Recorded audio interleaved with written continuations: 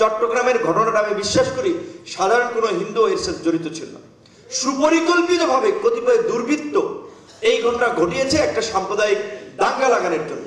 চট্টগ্রামে বিশেষ করে যে ঘটনাটি ঘটেছে নিশ্চয়ই আপনারা সকলে লক্ষ্য করেছেন, খুবই মর্মান্তিক ঘটনা এবং বর্বর ঘটনা যে এইভাবে মানুষকে হত্যা করতে পারে। যে একজন হিন্দু সম্প্রদায়ের নেতা, তাকে গ্রেপ্তার করা হয়েছিল। ওকে, তার যদি জামিনের বিষয় থাকে, তার অনুসারী যারা তারা বিক্ষোভ দেখাতে পারে, প্রতিবাদ করতে পারে। কতটা হিংস্র হলে, জঙ্গলি স্বভাবের হলে এইভাবে একজন আইনজীবী, সরকারি নিয়োগকৃত এপিপি তাকে হত্যা করলো। এবং কাণ্ডটা দেখেছেন ইন্ডিয়ান মিডিয়াগুলোতে ফলো করে প্রচার করছে, ইন্ডিয়ান মেইন স্ট্রিম অনেক মিডিয়া। কেউ কেউ বলছে যে তিনি আপনার এই যে সেই ইসকনের নেতা চিন্ময় ব্রহ্মচারী তার আইনজীবী ছিলেন। কোন কোন মিডিয়া বলছে যে তাকে হিন্দু বলে আপনার হত্যা করা হয়েছে। সম্পূর্ণ একটা প্রপাগান্ডা, যেই প্রপাগান্ডা ওই শাহবাগে সেই হিন্দু সম্প্রদায়ের আন্দোলন নিয়েও ইন্ডিয়ান মিডিয়াগুলো অপপ্রচার চালিয়েছিল। পুরানো দিয়ে নতুন নিতে আজই চলে আসুন আপনার নিকটস্থ ওয়ালটন শোরুমে। সেখানে আমাদের পররাষ্ট্র মন্ত্রণালয় গতকালকে একটা শক্ত পজিশন নিয়ে ভারতের এই মিথ্যাচারকে, বিবৃতির প্রতিবাদ জানিয়েছে। এই সাহসী পদক্ষেপে আমরা তাদেরকে ধন্যবাদ জানাই। কথাটা আপনাদের এই প্রোগ্রামে বললাম এই কারণে, স্বাভাবিকভাবে মিডিয়ার বাইরে না হলে যাওয়ার সময় বলবে যে এই শুধু একটু কথা বলেন।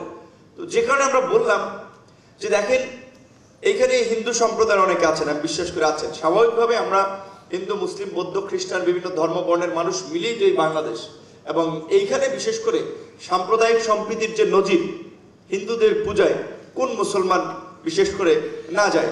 মুসলমানদের ঈদ এবং কোরবানিতে হিন্দু অনুসারী ভাইয়েরা, বিশেষ করে বাংলাদেশের জনসংখ্যার দিক থেকে তো মুসলমানদের পরে হিন্দুদের অবস্থান। তাদের ব্যবসা বাণিজ্য উৎসব সেটা ঈদ কোরবানিকে ঘিরেই। স্বর্ণের দোকানদার বলেন, সেলুনের নাপিত বলেন, কিংবা আপনার অন্যান্য ব্যবসায়ী বলেন।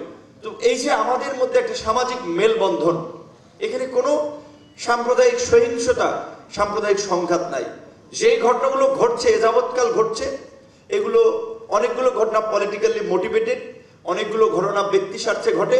যেমন আমার এলাকায় গলাচিপা উপজেলায় আমার কাছে হিন্দু সম্প্রদায়ের কিছু নেতৃবৃন্দ এসেছেন, মন্দির নিয়ে তাদের দ্বন্দ্ব, মন্দিরের জায়গা নেয়া।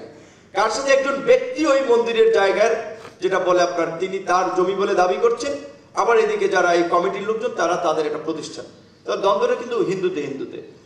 আবার অনেক জায়গায় দেখা যায় এরকম হিন্দু মুসলমান জমি ক্রয় করছে, যেটা একেবারেই দুইজন ব্যক্তির মধ্যে কিংবা দুইটা পরিবারের মধ্যে। সেই ঘটনাকে সাম্প্রদায়িক হিসেবে জাতীয় পর্যায়ে রূপ দেওয়া হচ্ছে। বিশেষ করে এই যে আপনার, আমি কিছুক্ষণ আগে একটি পত্রিকায় দেখলাম যে 12ই সেপ্টেম্বর প্রথম আলোতে একটি রিপোর্ট প্রকাশিত হয়েছে, যেখানে বলছিল যে 5ই অগস্ট থেকে এই পরিবর্তনের পরে 20ই অগস্ট পর্যন্ত 1068টি হামলা, হিন্দু সম্প্রদায়ের লোকজন তাদের বাড়ি ঘরে হামলার ঘটনা ঘটেছে। তার মধ্যে 506টির মালিক বা 6টি ঘটনার সাথে একেবারেই আওয়ামী লীগের রাজনীতির সাথে তারা সংশ্লিষ্ট। যদিও আমার ব্যক্তিগত প্রত্যাশা একটি হামলা এবং অঘটনও ঘটবে না, এইটাই আমি চাই। এবং আমাদের দলের কোনো নেতৃবৃন্দ কোথাও কোনো এই ধরনের হামলা করেছে এই রকমের কোনো ঘটনা আমার মনে হয় যে কেউ দেখাতে পারবে না। কারণ আমরা এই সহিংসতা, এই অপরাজনীতি আমরা বন্ধ চাই। কিন্তু এই ঘটনাগুলো ঘটছে, দেখা যায় তারা আওয়ামী লীগের রাজনীতিতে ছিলেন। চট্টগ্রামে, ঢাকায়, ঢাকা বিশ্ববিদ্যালয়, আপনার কাছে এক্সাম্পল বলতে হয়, ঢাকা বিশ্ববিদ্যালয়ে ছাত্রলীগের সভাপতি ছিলেন সঞ্জিত চন্দ্র দাস, বাড়ি ময়মনসিংহের গৌরীপুর। আমি ডাকসুর ভিপি 28 বছর পরে নির্বাচন হয়েছে, শিক্ষার্থীদের নির্বাচিত প্রতিনিধি। আমার রুমে গিয়ে তারা আমাকে শাসালো যে এইখান থেকে বের হইলে খবর আছে।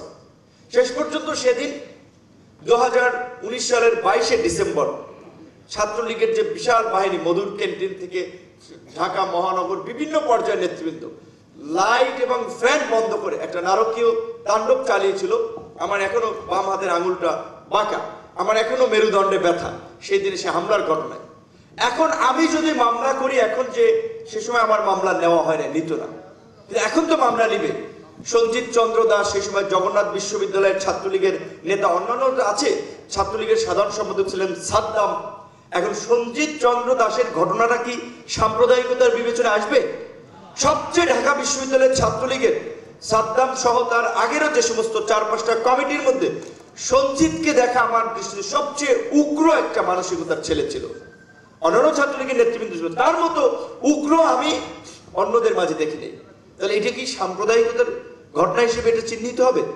তো আপনারা এখানে কাউন্সিলর এসেছেন, আপনাদের মাধ্যমে মেসেজ যে আপনারা যেহেতু সারা দেশের রুট লেভেলে কাজ করেন, এই ব্যক্তিগত স্বার্থ সংশ্লিষ্ট বিষয়, ব্যবসায়িক বিষয়কে যারা সাম্প্রদায়িক ঘটনা হিসেবে রূপ দেওয়ার চেষ্টা করবে, এগুলো নিয়ে আপনারা একটা প্রতিবাদ করবেন। এবং আমাদের এখানে হিন্দু অন্যান্য ধর্মাবলম্বী ভাই বোনরাও থাকলেও অনুরোধ করবো আপনাদেরকে, দেখেন আপনাদের নাম বেইচা মাথা বেইচা তারা ইন্ডিয়ান এম্বাসির হাই কমিশনারটা দাওয়াত খায়, ওইবার থেকে কিছু ডলার পায়, প্রত্যেক বছর তাদেরকে দাওয়াত করে নিয়ে যায়, বিভিন্ন প্রোগ্রামের নাম দিয়ে 5 স্টার 3 স্টার হোটেলে রাখে, খাওয়া দাওয়া করায়, আসার সময় 1,05,000 টাকা দিয়ে দেয়, 2 লাখ টাকা দিয়ে দেয়।